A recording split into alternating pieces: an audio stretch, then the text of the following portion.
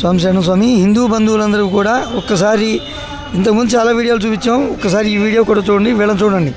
వీళ్ళు ఖచ్చితంగా converted Christians. వీళ్ళు చర్చికి పోయేవాళ్ళు.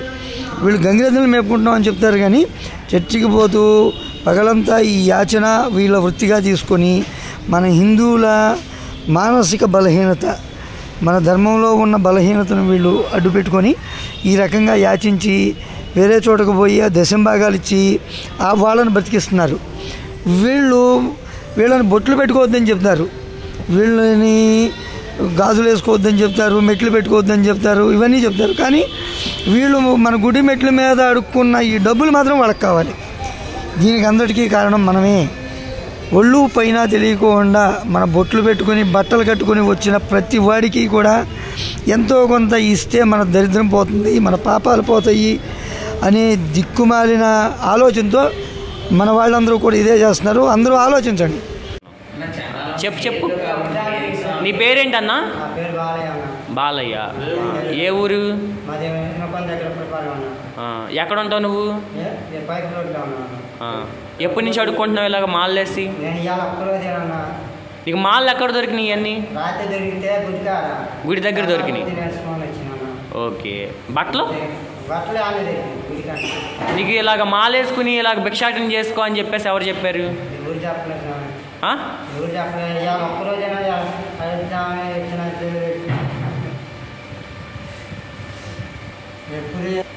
చెప్పు.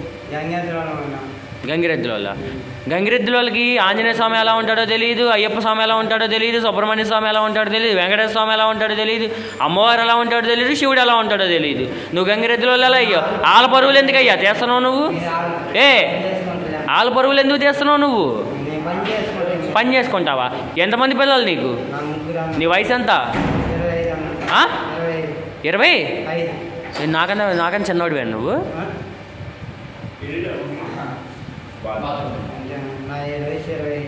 పెళ్ళి అయిందా నీకు? ఎక్కడ ఉంటారు మీ వాళ్ళంతా? ఫోన్ చేసి రమ్మను, వాళ్ళు వస్తా, నిన్ను వాళ్ళకి అప్పచెప్పేస్తాం. పోలీస్ స్టేషన్కి వెళ్తావా? వాళ్ళకి అప్పచెప్పమా?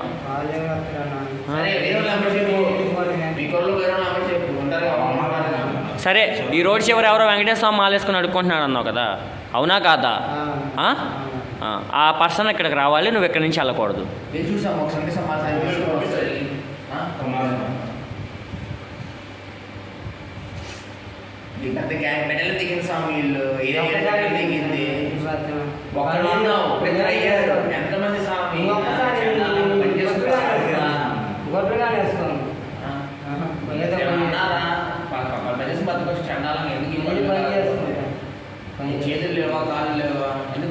పోయినసారి పోన్లే పాప నీలాంటి బ్యాచ్ని వదిలేస్తాం మా గురుస్వామి. మళ్ళీ వచ్చి ఈ సంవత్సరం ఇద్దరు కాస్త 20 మంది అయితే తిరుగుతున్నారు విజయవాడలో.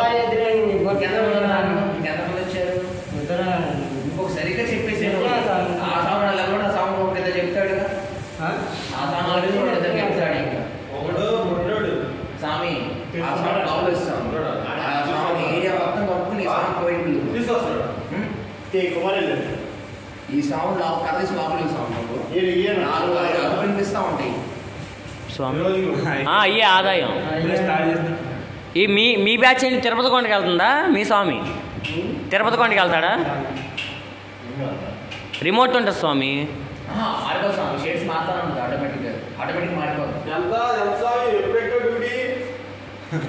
దాదా పైకి లేపుతాలా? ఈ ఫోటోలో ఆ గోవిందమాల ఆ పసుపు బట్టలు కట్టుకున్న పెద్దతను ఉన్నాడు కదా, అతను రంగయ్య అనేవాడు. అతన్ని గత సంవత్సరం కూడా ఇట్లాగే యాచిస్తూ ఉంటే తీసుకొచ్చేసి ఒకరోజు మన శ్రీధర్మశాస్త్ర సేవా సమితిలో కూర్చోబెట్టి అతనికి గట్టిగా వార్నింగ్ ఇచ్చి మాల తీయించి పంపించడం జరిగింది. వీళ్ళే రిపీట్ అయ్యారు. ఇట్లా ఒక్కసారి అలవాటు పడిన వాళ్ళు మళ్ళీ ఇదే తప్పు చేస్తున్నారు అంటే దానికి అవకాశం మనమే ఇస్తున్నాం. ఎందుకంటే ఎక్కడ పడితే అక్కడ మాలలు, దీక్షా వస్త్రాలు విసర్జించడం, అక్కడ పర్యటన బాధ్యతారహితంగా 40 రోజులు దీక్ష చేసి పవిత్రంగా యాత్ర చేసి వచ్చిన మాలల్ని, బట్టల్ని ఏం చేస్తున్నాము అనే కనీస జ్ఞానం కూడా లేకుండా ఎక్కడ పడితే అక్కడ పడేస్తున్నారు. వీళ్ళకి దొరికేసి వీళ్ళు అవి తీసుకొని ఇలా యాచిస్తున్నారు. ఒకసారి అది కూడా చూడండి. ఏం పేరు నీ పేరు? గంగాధర్ రంగయ్య. ఎవరు ఈయన? ఈ పిల్లోడు ఎవరు? ఎక్కడ మీ ఇల్లు ఎక్కడ? పైపుల్ రోడ్డా? ఎక్కడ పైపుల్ రోడ్లు ఎక్కడ? ఈయన ఏమవుతాడు? ఈయన మావోడు కాదు, సొంత అన్నదమ్ముల్లా ఉన్నారు ఇద్దరు మీరు. ఏంటండి? అన్నదమ్ములే. ఎవరు చెప్పారు నీకు ఇలా మాల వేసుకుని అడుకోమని? మీరు వేసుకుని అడుగుతున్నారు. నెలలో మాల ఏమీ లేదు. మరి ఎలా తెగిపోయిందా? తెగిపోతే మాల ఉన్నట్టేనా? నువ్వు బట్టలు వేసేసుకున్నా మాల అయిపోయిందా? బట్టలు వేసేసుకున్నా మాల అయిపోయింది. ఆ సంచిలో ఏమన్నా అయ్యి ఓపెన్ చేయి, మొత్తం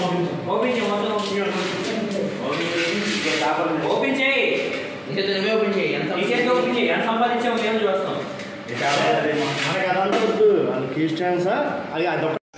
చూడండి, వీళ్ళు చర్చికి వెళ్తున్నాము, మేము యేసు ప్రభువుని నమ్ముతాము అని చెప్పి ఎంత నిర్లజ్జగా చెప్తున్నారు. అసలు వీళ్ళని చూసి వీళ్ళు వెళ్ళే ఆ చర్చి ఫాస్టర్లు ఆత్మహత్య చేసుకోవాలి.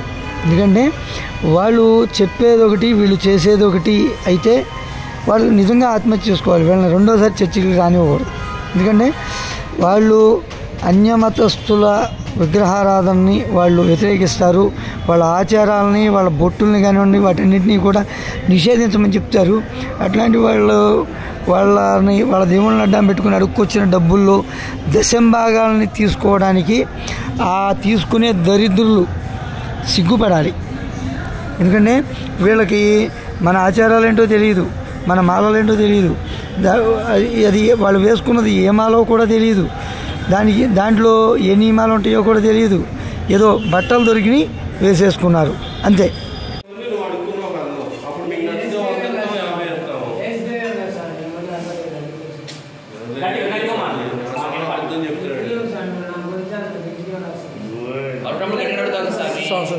స్వామి మీరు క్రిస్టియన్సా హిందూసా? ఒకటి స్వామి క్రిస్టియన్సా హిందూసా మీరు?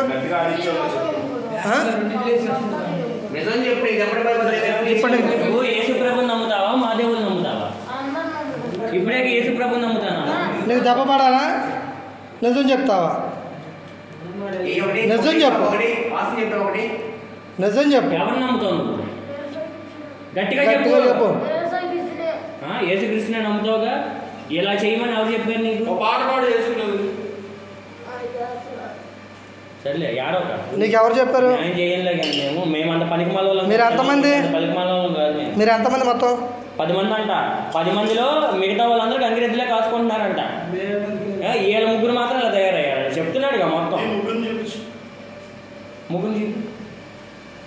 అది ఈ గ్యాంగ్స్టర్, ఒరిజినల్ గ్యాంగ్స్టర్. స్వామి శబరిమల వెళ్తున్నాం స్వామి, కొండకి వెళ్ళిపోతున్నాం స్వామి అంట.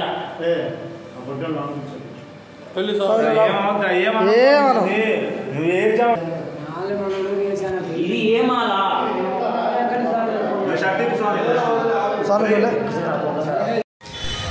దీని ద్వారా మేము చెప్పదలుచుకున్నది ఏంటంటే, ఇలా దీక్షా వస్త్రాలు, మాలలు వేసుకొని, దేవుడి ఫోటోలు పట్టుకొని, కలశం చెంబులు పట్టుకొని ఇలా యాచించడానికి వచ్చిన దరిద్రులు ఎవరికీ కూడా ₹1 కూడా దానము ధర్మము చేయొద్దు.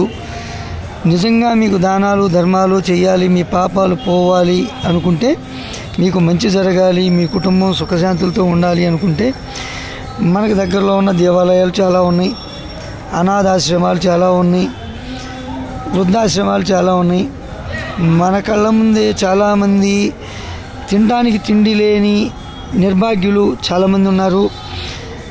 ఏ ఆలనా పాలనాకు నోచుకోలేని దేవాలయాలు చాలా ఉన్నాయి. వాటన్నిటికీ మీకు తోచిన సహాయం చేసి మీ వితరణ, మీ దానాలు ధర్మాలు అక్కడ నిర్వహించుకుంటే మన ధర్మాన్ని మనం కాపాడుకున్న వాళ్ళం అవుతాం. అంతేగాని ఇట్లాంటి వీళ్ళందరూ కూడా ఖచ్చితంగా అన్యమతస్తులే.